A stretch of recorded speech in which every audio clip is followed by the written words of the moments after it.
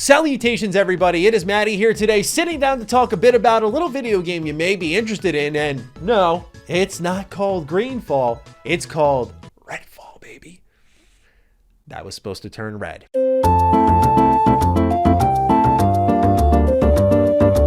Okay, good joke, Matty. Hold on, there, worked that time. Fantastic. Yeah, Bethesda invited me to a little event in New York City to check out Redfall for an hour and a half. It was an awesome time. I was geeking out a lot because Harvey Smith was in the building. I was too nervous to say anything, but this dude is one of my gaming idols, so it was so cool to just see him existing in person. But we had a chance, like I said, to play an hour and a half of Redfall, and if you've tracked my coverage of Arkane, you know this is probably one of, if not the most important hands-on session I've had in a long time with a video game. For those who don't know my history, I am an Arkane super fan. I love Dishonored 1, 2, Death of the Outsider, Prey. Go ahead, check the tapes, check my reviews. You'll see each of them are rave reviews. But when it came to Deathloop, it was a bit of the opposite. In my review, I called it the most disappointing Arkane game yet. A lot of people were upset with that, but game director Dinga Bakaba said, hey, it was a good review, man. So that's what matters to me. I'm happy that he approved of the review. So when it came to Redfall, I noticed that it was a continuation of the trend that I saw in Deathloop, where I felt like Arkane was getting a bit away from their immersive sim elements for multiplayer components. And I believe the reason they were doing that, if I were just to take a guess, is that I felt some of their games had not hit the commercial highs that they were looking for, although by God did they deserve that and more. And so multiplayer could bring in that base a little bit easier. That would just be my guess. But as a super fan, I was struggling internally with that. I was thinking, man, I don't want y'all to go away from your absolutely perfect core. Please don't do that. So stepping into Redfall, this co-op focused open world game that they've even gone on record as saying it's more of their attempt at Far Cry instead of Left 4 Dead, didn't really instill a lot of confidence in me, but I wanted to go in with an open mind and see how I felt about this game. So again, a shout out to Bethesda for getting me involved. I do appreciate it a lot. It's time to talk about Redfall. For the too long didn't read, did Matty walk away feeling good about the game? Did Matty enjoy his time?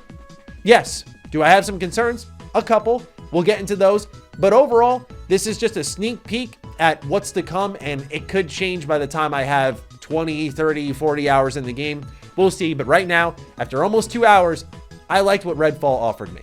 For starters, I think it's important you know this was a single player demo. So imagine me trying to keep my cool in the audience at this point in time, because I'm going into this and I see my good friend Lord Cognito. I see Lord Sav. I met my buddy Juicehead again there. I was like, okay, I'm feeling like I got my squad of 4 right here. This is going to be a good time. And Harvey Smith goes, we want to make sure you know we didn't leave behind single player. I went, oh my God. Single player. Okay, bold Bethesda, but I loved it. I love the energy of that because I didn't think they were going to do that, and they did.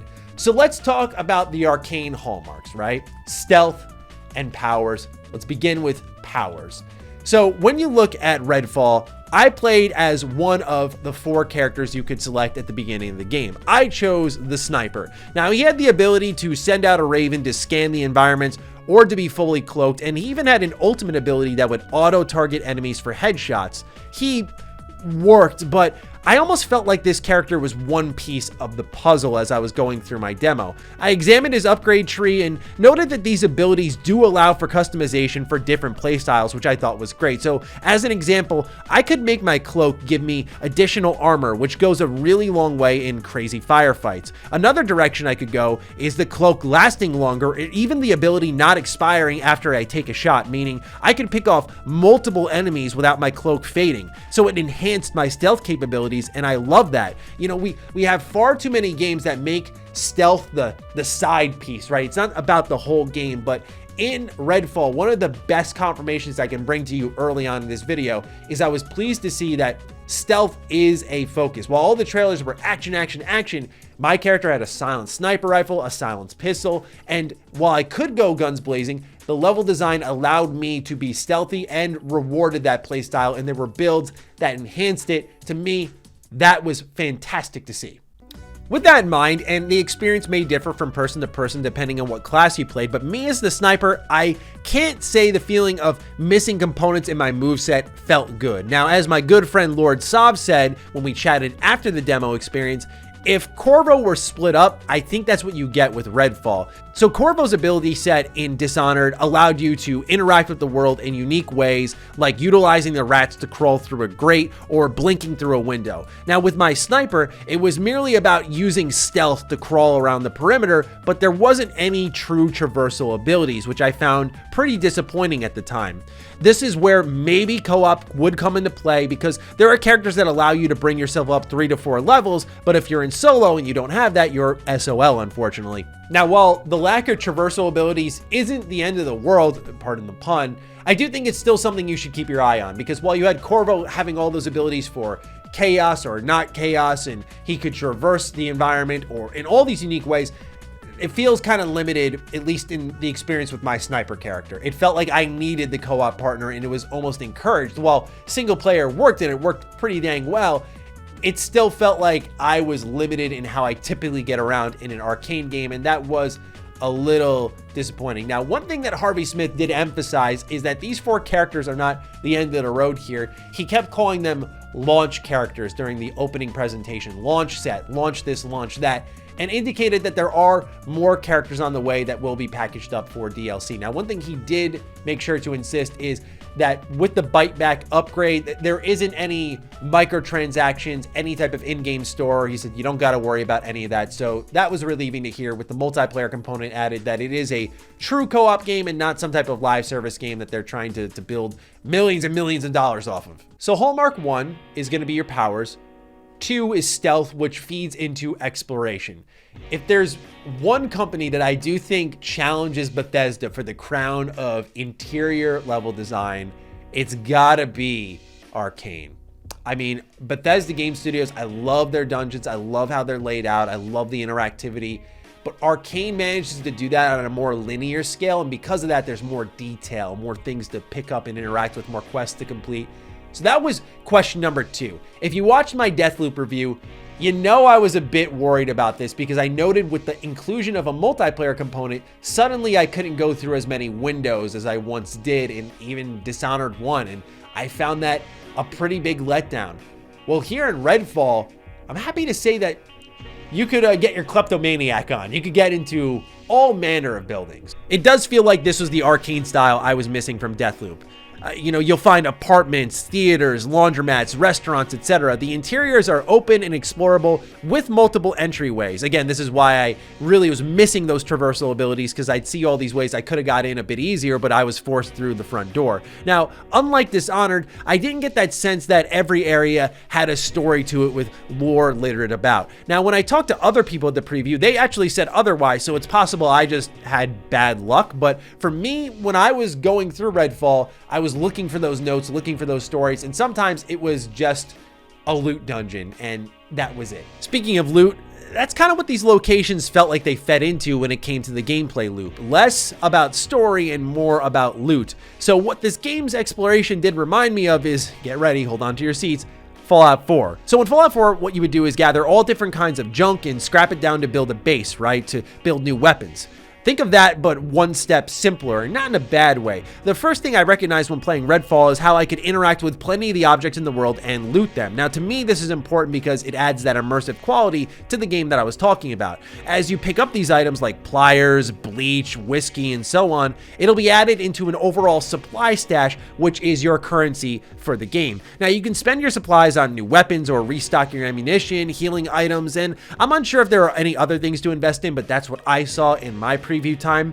And you'll also find survivors that you can rescue, like I did in a theater where they were packed in a freezer. The main attraction here, and the reason why you're doing all this, is to get new weapons that are set with rarity tiers and item effects to boot. And given my starting point with mostly strong gear, I wasn't compelled to experiment a ton, so I didn't feel like I got a good grasp on exactly what the gameplay loop will feel like at its best. And I understand why Bethesda does this. They don't want to hand you the equivalent of a pipe pistol in Fallout 4 and say, hey, go have fun with the worst weapon in the game, right? They're going to give you the best stuff to give you the most easy experience. So I had a legendary sniper rifle that has silencer on it. I don't imagine that's what I'm starting the game with, so that would already change the dynamic of my play style and change how rewarding the loot is, where for me it kind of glanced off because I had literally no need for it. As you're completing all of these, you're going to get experience points that you can use to level up those skills I mentioned before. I did say that there are skills for your actual character, but there are also co-op skills to keep in mind that allow you to influence the play space around you. So just keep that in mind as you're getting ready to pick your character to start off your playthrough in Redfall. But all in all, the exploration to me wasn't that heavy lore-driven storytelling. There was still a good degree of environmental storytelling, and we'll get into a specific part of the game where the environmental artists cooked up a meal. Oh my God, we'll talk about that. But it felt more loot-driven here, which will disappoint some, but not all. I also wanted to focus a bit on my time with gunplay. I had access to 3 weapons. In my case, it was a sniper, assault rifle, and pistol. They started us off at level 7 and, like I mentioned, kitted us out with really good gear. Overall, I think it builds off Deathloop, which already felt pretty good to play, and here is much of the same. I really like the diversity of weapon types here. Like, of course, you have your usuals, such as snipers, pistols, assault rifles, and so on, but then there were weapons that shot UV beams that would turn my enemies into stone or something, and I could actually break them into dust, which was oddly satisfying. So there are 2 ways of approach here. You have your human enemies, which were simple, just point and shoot. They're down in a few shots, very easy to kill, perhaps too easy. And then there were the vampires, which are a little trickier as there's multiple types. There are ones that can shield enemies, while others that create a shroud that forces you to play on the aggressive and get a bit closer to the enemy. And emptying the health bar of the vampire isn't all you need to do here to kill them. You also need to put a stake in their heart, or else they're going to come back to haunt you, which I actually really like this element. It forced mobility. It forced action maybe a little too much. It was almost like I was picking off the humans, and then I knew that guns were going to fly when it was time to take out some of the vampires. Now, that's where the ultimate ability plays a factor. As I mentioned, you get these automatic headshots, and it turns these vampires into dust if I kill them with the ultimate. So if I really was having a tough section coming up where I needed stealth, and I needed it bad, I could go get my ult, which you build up by picking up materials in the world that enemies will drop and using it there to take out the vampires without having to put a stake in them. But keep in mind that while stealth is a focus here, if you are in an area with vampires, from my experience, you're eventually gonna have to go guns blazing. Otherwise, there are other gadgets that teammates may have. Like there's one that can throw down an electric pylon of sorts. And if that hits a vampire, it will, as the term goes, dust them and make them fade away. So this is where, again, I think the co-op blend may have helped the game a little bit more than the solo play, where it showed a couple more flaws than I think the game actually has. Anyway, as for the gunplay, I think we typically talk about Arkane, as I have in this video, for their level design and crazy powers, but I actually think the gunplay goes a bit overlooked. Is it Destiny 2 level? No, but I actually think it's punchy and responsive, which is commendable with all the game is attempting to do. And that does bring me to what I would say is the rich content feeling here. They're not resting on their laurels. They're not resting on the co-op mechanics. And there is a lot to do here if my quick glance was anything to go by. But it's not an overwhelming amount like a Ubisoft game you would probably compare it to. This feels manageable. So, for example, there are neighborhoods that you'll find, and inside the neighborhoods are going to be these safe houses that will have missions within them, and eventually you'll complete the neighborhood missions and you'll do what I did, which is take out an underboss. When you take out an underboss, you get unique rewards to that mission, and you kind of secure the neighborhood a little bit more and gradually take back Redfall, which is pretty cool. There are side quests that, didn't blow my mind, like fixing a popcorn machine. It brought me to this cool movie theater, and that's what I care about more. Is I like that there are stories that exist, and I look for them often in these environments, but when it's one of these where it's a silly little fix the popcorn machine type mission, but it's a conduit to this really cool location, this theater that's all broken down, I sometimes end up appreciating that more than any story that could be told, because I do find Arkane's interior level design to just be fantastic. So to get more of that is always a good thing. There's also vampire nests. So this is where I said the environmental artists really cooked a gourmet meal, because this looked insane. We've seen previews of it, but to explore it and lay my own eyes on it, it was really impressive. Now, I think I played a beginner focused one for the vampire nest. The reason I say that is because you dive in here, you kill some vampires, you destroy some hearts, you collect the loot, and then the area collapses, so you got to get out as soon as possible. The one I did was full of tutorials. It was extremely linear, like one straight path the whole time, and very minimal combat. So I can see this getting more hectic, especially in co-op, but we'll have to see over time. There was also just your general off the beaten path exploring, and there was the main story, which I just didn't do. Like, I go to these previews to get a feel for the game. I don't go there to spoil the game for myself. So I just like to do whatever and just get a feel for the game's mechanics, which I was way more concerned about. We'll see how the story ends up based off the recent story trailer that I saw also at the preview event. And it's now available to all of you. I thought it looked interesting, especially this kind of science experiment gone wrong type approach to the narrative. We'll see how it goes, but overall was not something I touched. So yeah, mostly positive here, right? Now I think it's fair that I lay out what has concerned me a little bit as I finished up my preview. And it's not a long list, but I just think that while these tech issues I'm going to talk about can be ironed out, I played what they said was their latest build, and we're about a month and change from launch. Still, it's something that I want to be patient about, wait out, see if in the final product we do get the same issues here. But we'll start off with issue number one, which was the AI. Now, the problem here existed in Deathloop as well, as far as I'm concerned. Now, people in the industry I saw were trying to mask it as, quote, intentionally dumb AI, end quote, but it's problematic here, and that was the main thing that really did leave me worried. Enemies would be patrolling and walking into each other, or walls even constantly. When guns started blazing, it would be hit or miss like it was with Deathloop. Sometimes they wouldn't register that I was there at all. At times, they'd be fun and aggressive, which I personally like because the game's gunplay is strong, fluid, and can handle that chaos, but other times they would outright break down, running into walls, getting stuck in objects, not firing at me, and so on. So again, I'm willing to be patient here and see how this plays out, but this truly felt like a nearly identical experience to Deathloop, and I would rather AI be a little too dumb than too smart, because that can get frustrating fast. So I get why they did it the way they did, but me personally taking a look at it, I went, this will end up being boring for some because you can just easily conquer these challenges.